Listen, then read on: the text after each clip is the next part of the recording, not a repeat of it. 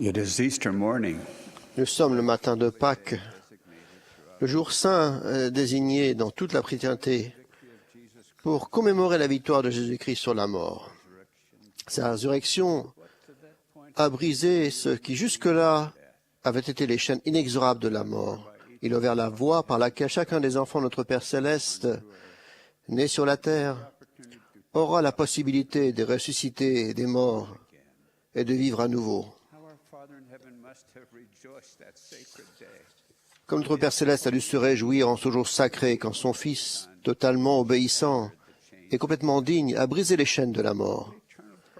Quel objectif éternel le plan du bonheur de notre Père aurait-il lui s'il n'avait pas été rendu vivant par l'expiation infinie et éternelle de son Fils glorieusement obéissant?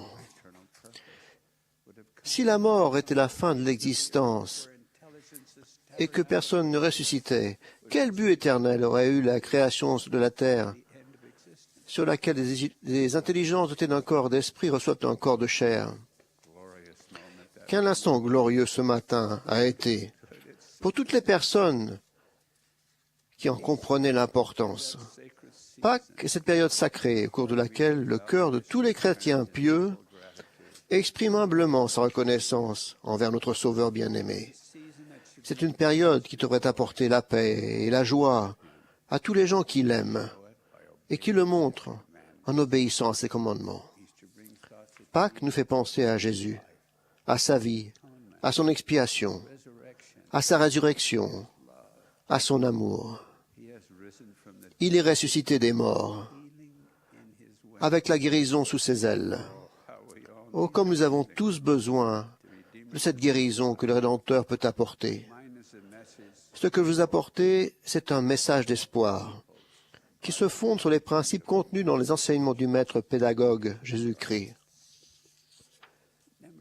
Les membres de l'Église de Jésus-Christ, des saints des derniers jours, peuvent comprendre plus complètement l'ampleur et la profondeur de la guérison qu'apporte son expiation, parce qu'ils ont la plénitude de sa doctrine. Nous nous rendons compte que ce qu'il a fait volontiers, au prix d'une souffrance et d'un sacrifice immense, ne nous affecte pas seulement dans cette vie, mais aussi pour toute l'éternité. En cette période de Pâques, au moment où vous vous souvenez de la résurrection, du prix qui a été payé et du don qui est fait par l'expiation, méditez sur ce que les Écritures enseignent au sujet de ces événements sacrés. Votre témoignage personnel de leur réalité sera fortifié. Ce doit être plus que les principes que vous mémorisez. Ils doivent être tissés dans les fibres mêmes de votre être et devenir un rempart puissant contre la marée montante d'abominations qui infecte notre monde. Le prophète Léhi a affirmé une vérité profonde lorsqu'il a déclaré « C'est pourquoi la rédemption vient dans et par l'intermédiaire du Saint Messie, car il est plein de grâce et de vérité. Voici, il s'offre en sacrifice pour le péché, pour satisfaire aux exigences de la loi, pour tous ceux qui ont le cœur brisé et l'esprit contrit. Et ne peut être satisfait aux exigences de la loi pour personne d'autre.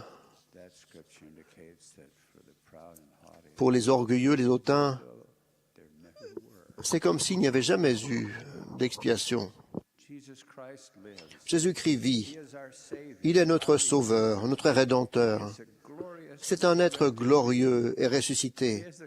Il a la capacité de communiquer l'amour d'une façon si puissante, si pénétrante, qu'il n'y a pas de mots pour l'exprimer valablement. Il a donné sa vie pour briser les liens de la mort. Son expiation a rendu pleinement actif le plan du bonheur de son Père céleste.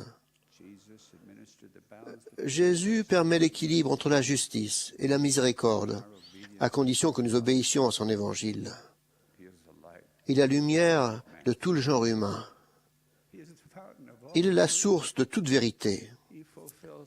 Il tient toutes ses promesses. Toutes les personnes qui obéissent à ses commandements obtiendront les bénédictions les plus glorieuses qu'on puisse imaginer. Son expiation le plan du bonheur de notre Père céleste n'aurait pas pu être pleinement mis en œuvre. L'expiation donne à tous la possibilité de surmonter les conséquences des fautes commises dans la vie. Lorsque nous obéissons à une loi, nous recevons une bénédiction. Lorsque nous enfreignons une loi, il n'y a plus rien dans notre obéissance passée qui satisfasse aux exigences de la justice pour cette loi enfreinte. L'expiation du Sauveur nous permet de nous repentir de toute désobéissance et donc d'éviter les châtiments que la justice aurait imposés.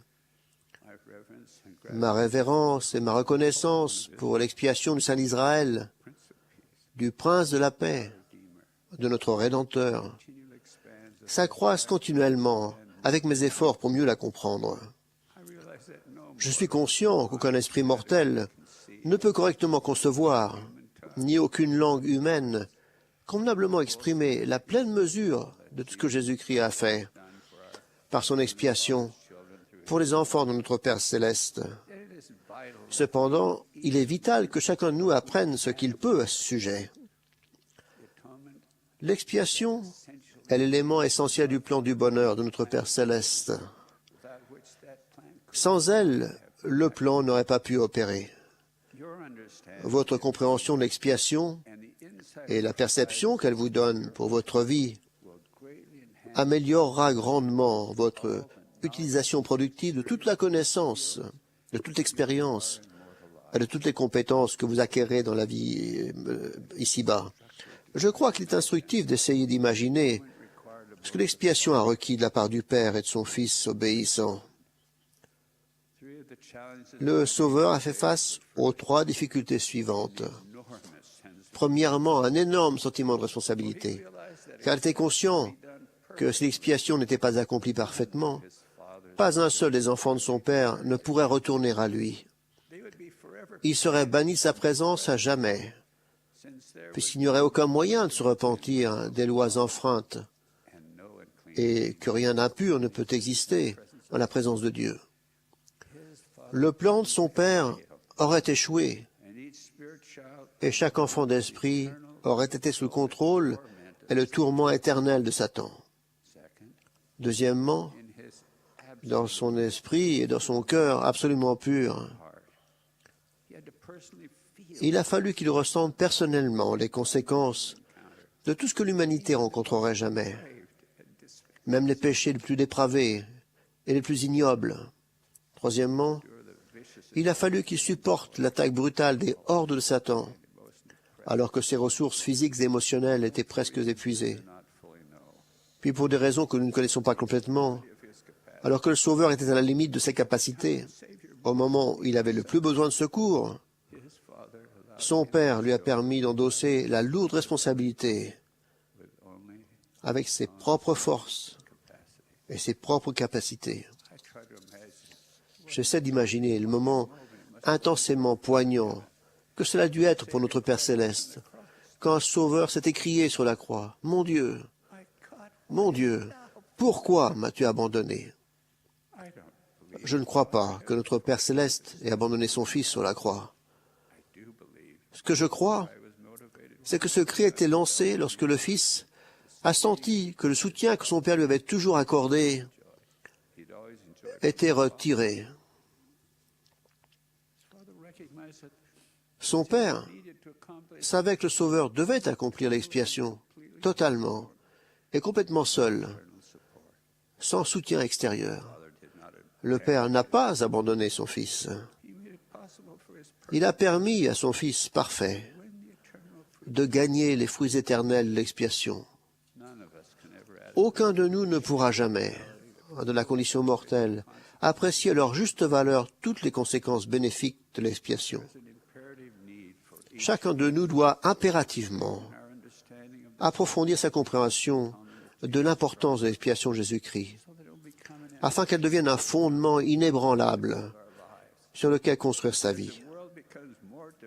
Alors que le monde devient de plus en plus dépourvu de principes fondamentaux et que l'honneur, la vertu et la pureté sont de plus en plus mis de côté au profit de la satisfaction des appétits, notre compréhension de l'expiation de Jésus-Christ, notre foi en elle, nous apportent la force et la capacité nécessaires pour réussir notre vie. Elles apportent également la confiance dans les périodes d'épreuve et la paix dans les moments d'agitation.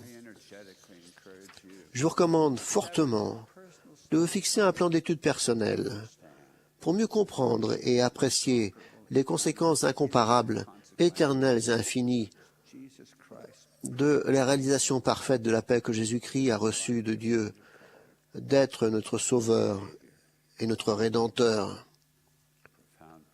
Une méditation personnelle approfondie sur les Écritures, accompagnée de prières profondes et sincères, fortifiera votre compréhension de son expiation inestimable et votre gratitude pour elle. Un autre moyen efficace d'apprendre de Jésus-Christ est d'aller régulièrement au temple. Puissions-nous tous renouveler notre détermination d'enseigner les vrais principes dans le cadre sacré de notre foyer. Ce faisant, nous assurerons aux esprits qui nous sont confiés la meilleure chance de bonheur. Utilisez l'Église comme un outil juste pour fortifier le foyer. Mais soyez conscients que les parents ont la responsabilité et le droit fondamentaux d'être guidés par le Seigneur dans la façon dont ils élèvent ces enfants d'esprit confiés à leurs soins. L'enseignement de la vérité au foyer est fondamental et vital. L'Église est importante, mais c'est au foyer que les parents aident les enfants à comprendre la vérité et leur apportent la direction nécessaire. On dit à juste titre que les appels les plus importants dans le temps et l'éternité sont ceux de père et de mère. Nous serons finalement relevés de toutes les autres responsabilités que nous aurons reçues, mais pas de notre rôle de père ou de mère. Lorsque vous méditerez, et pas seulement lirez, mais réfléchirez et méditerez sur des passages scripturaires, le pouvoir du Saint-Esprit distillera des vérités dans votre esprit et dans votre cœur, ce qui constituera un fondement ferme à l'époque d'incertitude où nous vivons. Parents, préparez vos enfants pour les difficultés qu'ils rencontreront. Enseignez-leur la vérité. Incitez-les à vivre en accord avec elle. Et tout se passera bien pour eux, quelle que soit l'intensité de l'agitation du monde. En cette fête de Pâques, prenez la résolution de faire du Seigneur Jésus-Christ le centre vivant de votre foyer. Assurez-vous que toutes les décisions que vous prenez, qu'elles soient de nature spirituelle ou physique, sont guidées par la question « Qu'est-ce que le Seigneur Jésus-Christ voudrait que je fasse ?» Lorsque le Sauveur est au centre de votre foyer, celui-ci est rempli de paix et de sérénité.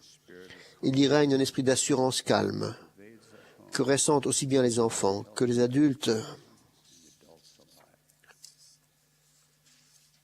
La meilleure façon de produire un changement bénéfique permanent est de prendre Jésus-Christ pour modèle et ses enseignements pour guide dans votre vie.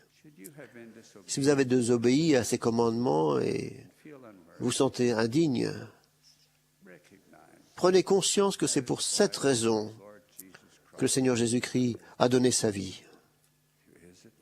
Par son expiation, il a donné pour toujours la possibilité de triompher de ses erreurs, de se repentir des choix mal avisés et de vaincre les effets négatifs d'une vie contraire à ses enseignements. Le Sauveur aime chacun de nous et permettra que tous nos besoins soient satisfaits. Si, par l'obéissance, nous nous qualifions pour recevoir toutes les bénédictions qu'il veut que nous ayons sur cette terre. Je l'aime et je l'adore. En ma qualité de serviteur autorisé, je témoigne solennellement de tout le pouvoir de mon être qu'il vit. Au nom de Jésus-Christ. Amen.